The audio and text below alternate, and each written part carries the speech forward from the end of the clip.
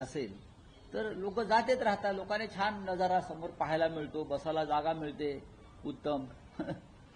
गोपीनाथ मुंडे यांच्यावर प्रेम करणारे कार्यकर्ते जर एकत्र आले तर एक राजकीय पक्ष तयार होऊ शकतो असं पंकजा मुंडेंनी म्हटलं. मग करावा, स्वतः त्यांनी पुढाकार घ्यावा ना.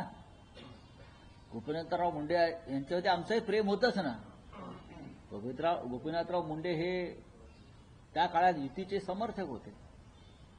युती उभी करण्यामध्ये, टिकवण्यामध्ये त्यांचंही मोठं योगदान होतं.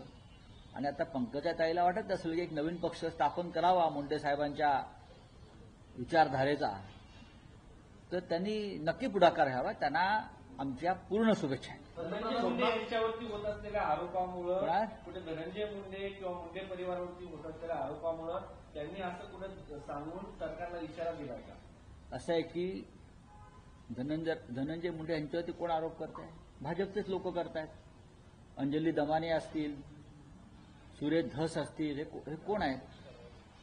हे देवेंद्र फडणवीस यांचीच माणसं आहेत पूर्णपणे. आणि त्यांनी ते वारंवार धस यांनी जाहीर केलेलं आहे, मी त्यांचा चेला आहे म्हणून.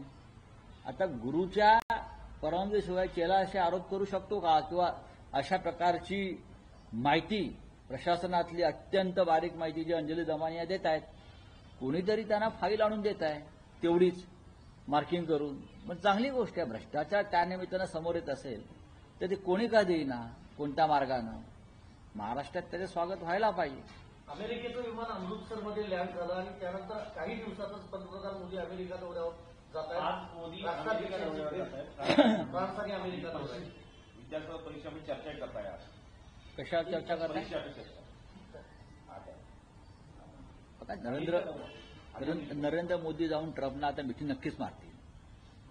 त्याच्यामुळे 18,000 भारतीयांना जे परत पाठवायचं त्यांची योजना आहे ती थांबणार आहे का? हातापायात बेड्या घालून साधारण 130 आमच्या भारतीयांना ज्या पद्धतीने ते उतरवलं,